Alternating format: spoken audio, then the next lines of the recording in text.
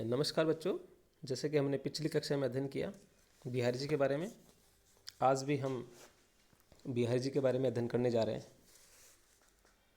मैंने आपको पहले बताया था कि बिहारी जी राजा जयसिंह के दरबार में दरबारी कवि थे और एक बार राजा जयसिंह अपनी नवविवाहिता रानी के प्रेमापास में इतने आबद्ध हो गए कि वे राजकार्य को भूल गए।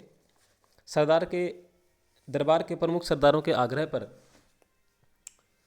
बिहारी जी ने एक अन्योक्तिपरक दोहा राजा जयसिंह को लिख करके भेजा और इस दोहे को पढ़कर राजा जयसिंह काफ़ी प्रसन्न हुए और उन्होंने बिहारी को पुरस्कार भी दिया, साथ में राजकार्य में रुचि लेने लगे। इस दोहे में बिहारी जी ने राजा जयसिंह को एक भंवरे के माध्यम से समझाया कि जिस प्रकार एक भंवरा एक कली के चारों तरफ मंडराता रहता है, घूमता रहता है, जबकि उस कली में अभी पूर्ण रूप से पराग भी नहीं है, न ही वो मधुर है और न ही पूर्ण रूप से विकसित हुई है। अभी से इस भंवरे का ये हाल है, तो जिस दिन ये कली पूर्ण रूप से विकसित हो जाएगी उस दिन इस भंवरे का क्या हाल होगा। ऐसे ही कवि बिहारी ने राजा जयसिंह को इस अन्योक्तिपरक दोहे के माध्यम से समझाया है। देखिए दोहा क्या है, 35 नंबर का दोहा है। नहीं पराग नहीं मधुर मधुर, नहीं विकास यही काल, अली कलहू सो बंध्यो आगे कौन हवाल। नहीं पराग कि हे भंवरे, एक तरफ भंवरा, देखिए अन्योक्तिपरक दोहा है, हम यहाँ भंवरा राजा जयसिंह को मान सकते हैं और जो नवविवाहिता रानी है उस रानी को हम यहाँ एक कली मानेंगे। और जिस प्रकार कली में पराग और मधुर रस रहता है, उसी प्रकार जैसे कली विकसित होती है, ऐसे ही यहाँ हम रानी का विकसित होना मानेंगे, अंग प्रत्यंग से उनका अर्थ लेंगे।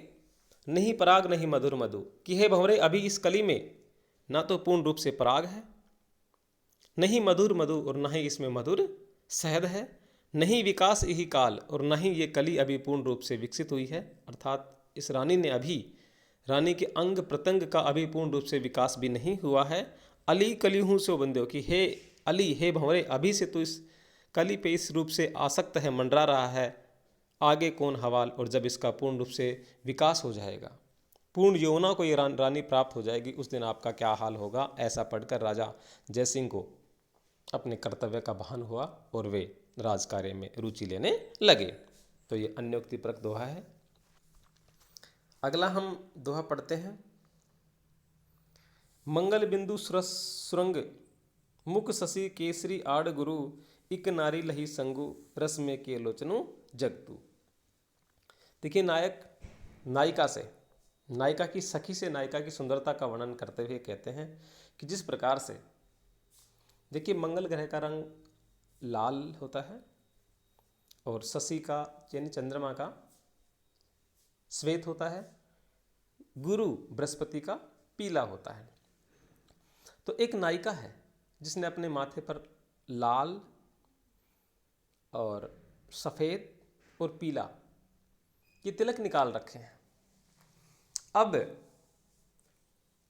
इन तीनों रंगों से उस नायिका के मुख की सुंदरता इतनी अधिक हो जाती है, उसी का वर्णन नायक कहते हैं कि ऐसा मुख दृश्य देखकर मेरे लोचन, मेरे आँखें रूपी संसार वो है रसमय हो गया है। अर्थात मेरे आँखें रूपी जगत को, संसार को एक रसमय कर दिया है। मंगल बिंदु सुरंग अर्थात ललाट पर सुंदर लाल बिंदु रूपी मंगल, मुख रूपी चंद्रमा और केसरी का पीला आड़ा तिलक रूपी बृहस्पति है। इन तीनों नक्षत्रों को एक ही नारी ने ग्रहण कर रखा है। एक नारी लही संगु, रस में किए लोचन जगतु। ऐसे में मेरे लोचनों के संसार को रस में कर दिया। अर्थात नायिका के ललाट पर लगा लाल बिंदियाँ, उसके सुंदर मुख और केसर के तिलक से आकृष्ट होकर मेरे नेत्रों को रसमय और सजल कर दिया है। ऐसा माना जाता है कि जब ये तीनों ग्रह, कौन से ग्रह, मंगल, चंद्रमा और बृहस्पति, एक ही राशि में रहते हैं तो संसार में जलावर्षण बहुत अधिक होता है। इससे हमें पता चलता है कि बिहारी जी को ज्योतिष का भी ज्ञान था। साथ ही इस दोहे में हम श्लेष अलंकार की छटा हमें देखने को मिलती है। अगला दोहा देखिए 37 नंबर का। दीर्घ सांस न लेहु दुख, सुख साई नहीं भूली, दई दी क्यों करतु है, दई दई सो कबूली। देखिए क्या है, कई बार क्या होता है, कई बार क्या अक्सर हम दुनिया में देखते हैं कि जब व्यक्ति को दुख मिलता है, विपत्तिग्रस्त संकट में व्यक्ति होता है, तो वह व्यक्ति घबरा जाता है। उस वक्त उसको भगवान याद आता है। लेकिन जैसे ही व्यक्ति के पास धन दौलत वैभव संपदा हो जाती है, तो व्यक्ति उस धन संपदा के वैभव संपदा में के नशे में चूर हो जाता है और सब कुछ भूल जाता है। छोटे बड़े भगवान, कौन छोटा है कौन बड़ा है, कोई भगवान है या नहीं, ऐसा सब कुछ व्यक्ति भूल जाता है, समय समय की बात। लेकिन बिहारी जी यहाँ व्यक्ति को एक संदेश देते हैं कि जब व्यक्ति दुखी होता है तो उस व्यक्ति को दुख में घबराना नहीं चाहिए, विपत्ति में उसको धैर्य से काम लेना चाहिए, लंबी सांसें नहीं लेनी चाहिए। देखिए क्या, दीर्घ सांस न लेहु दुखी, कि व्यक्ति को दुख में दुखी नहीं होना चाहिए, दुख में दुखी होकर व्यक्ति को लंबी लंबी सांसें नहीं लेनी चाहिए। सुख साई नहीं भूली, लेकिन व्यक्ति के पास एक बात ध्यान रखनी चाहिए कि व्यक्ति को अगर सुख मिल रहा है तो ऐसे में व्यक्ति को साईं को नहीं भूलना चाहिए, भगवान को नहीं भूलना चाहिए। दई दई क्यों करती है, और जब व्यक्ति दुख में होता है तो भगवान हम याद करते हैं, हे भगवान, हे राम, हे अल्लाह, हे वाहे गुरु, हैं, हम ऐसा याद करते हैं। लेकिन जैसे ही हमें सुख मिलता है हम भूल जाते हैं। दई दई क्यों करतु है, कि हे देव, हे भगवान ऐसा मेरे साथ क्यों किया, ऐसा तू हे भक्त तू ऐसा क्यों कर रहा है। दई दई सु कबूली, दई दई का मतलब क्या है, देव भगवान, और दूसरे दई का मतलब क्या है, जो दिया है, अर्थात भगवान ने जो दिया है, सु कबूली उसको स्वीकार कर। तो देखिए ये इस तरह से बिहारी जी ने हमें ये संदेश दिया है कि व्यक्ति को दुख में दुखी नहीं होना चाहिए और सुख में भगवान को नहीं भूलना चाहिए। अगला दोहा देखिए, पतरा ही तिथि पाइए वहाँ घर के चौपास, नित्य प्रति पुनो ही रहे आनंद ओप उजास। देखिए बिहारी जी एक नायिका की सुंदरता का वर्णन करते हुए कहते हैं कि एक नई नवीली दुल्हन, या एक नायिका भी कह सकते हैं हम, जिस घर में वो रहती है उस नायिका का मुख की जो आभा है, उसकी सुंदरता, उसकी चमक है, वो चंद्रमा के समान है। और जब चंद्रमा अपनी 16 कलाओं के साथ खिलता है तो वहाँ का वातावरण, वहाँ का जो दृश्य है वो कांति में, चमक में हो जाता है।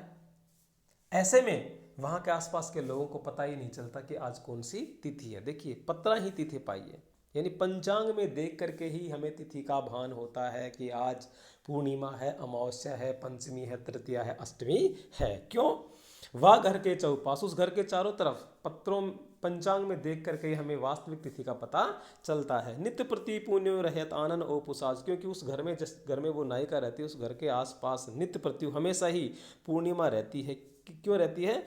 आनंद ओप उसास, उसके मुख की कांति, उसके मुख की, नायिका के मुख की कांति या चमक के कारण। और आज हम पढ़ने जा रहे हैं आज का ये लास्ट दोहा 39वां नंबर का। तो लगिया मन सदन में हरि आवे कही बाट, बिकट जटे जो लगू निपट खुले न कपटे कपाट।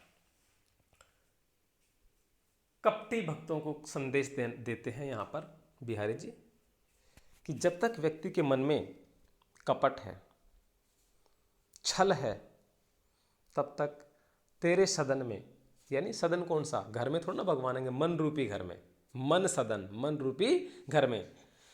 तो लग मतलब, तो मतलब तब, लग मतलब तक, तब तक, या मतलब इस मन सदन, मन रूपी घर में हरि आवे, हरि मतलब भगवान, आवे मतलब आना, कही मतलब किस, बाट मतलब मार्ग,